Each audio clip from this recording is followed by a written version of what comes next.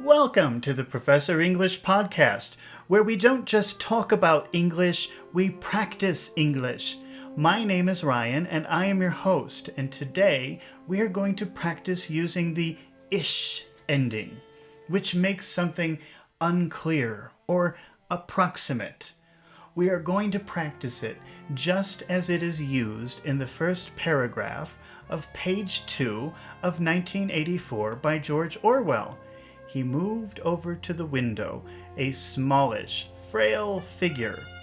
If you are interested in exploring the whole paragraph, I have provided a link to the entire discussion in the description.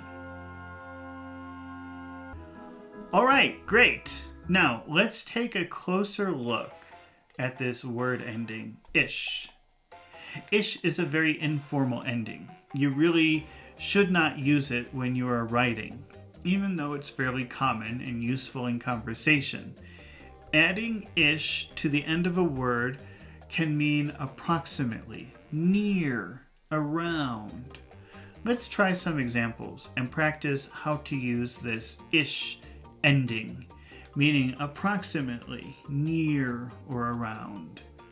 Now, so if I say the car is green, how would you ask me a yes-no question with that sentence? The car is green. Is the car green? Okay, great. How would you answer no? How would you say no? No, the car isn't green. All right, great job. Now, make a what color question with that sentence. So if we say no, the car isn't green, how would you ask, well, what color? What color is the car? What color is the car? Okay, now let's answer with greenish. Greenish. That means it's not really green, but it's a kind of green color.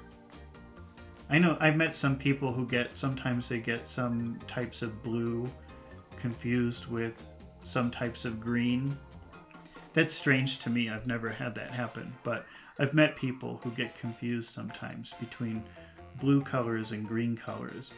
So if you say the car is greenish, that means, well, it's not exactly green. It looks a little bit like green, but I don't know what to call it. The car is greenish. The car is greenish.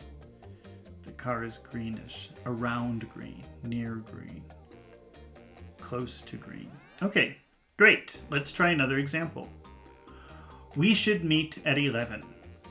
We should meet at 11. How would you make a yes-no question with that sentence? Should we? Should we? Should we meet at 11? Should we meet at 11? Should we meet at 11? Should we meet at 11? Should we meet at 11? Okay, let's answer no to that question. Let's say no. No, we shouldn't meet at 11. We shouldn't meet at 11.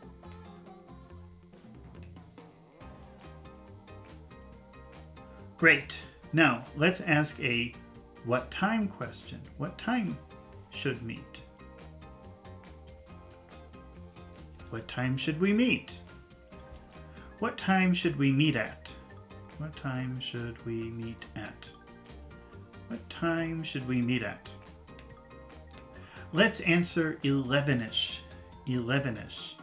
That means around 11. Maybe 10:50, maybe 11:10, sometime around 11. Not exactly 11. We should meet at 11ish. We should meet at 11ish.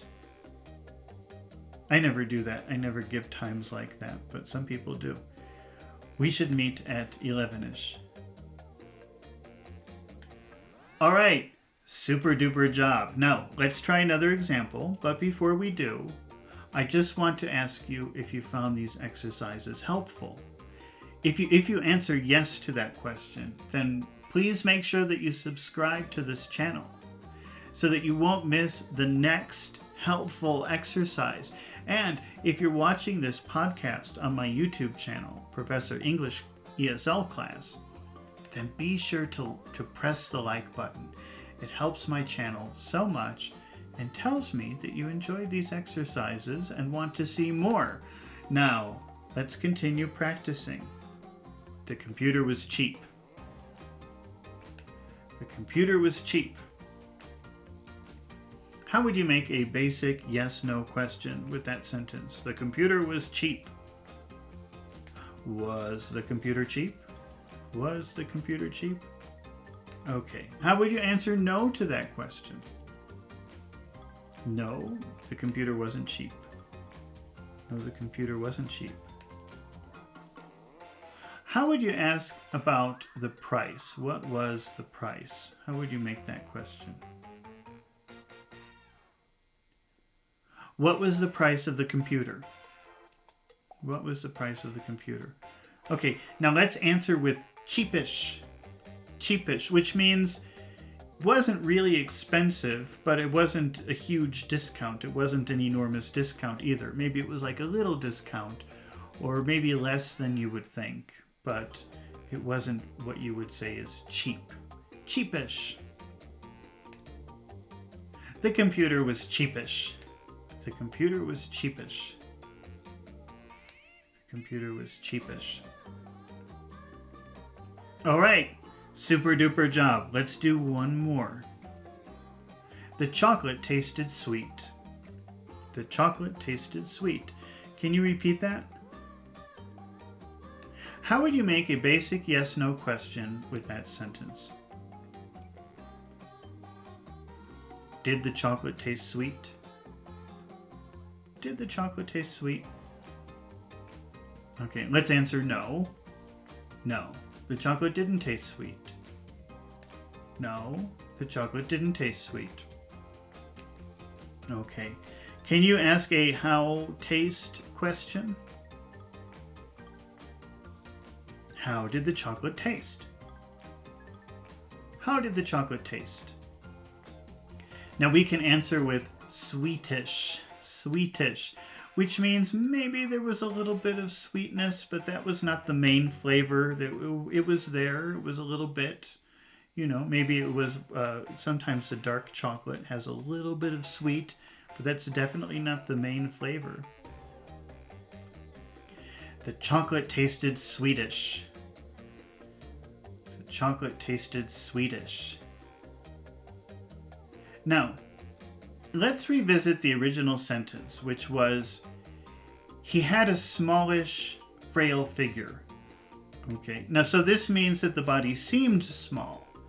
There was something about it that made it look small, but it wasn't really small.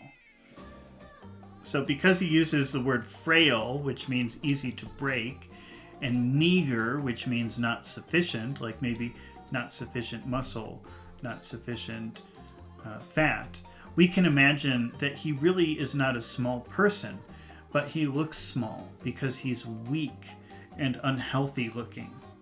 That's why he looks smallish. He's not really small, but he looks something like small because of these other problems that he has. All right, super duper job. Well, that's it for today. It's been really fun practicing English with you today, and I hope to see you again here very soon. So don't forget to subscribe to my channel and press the like button. But until the next paragraph, I will see you later.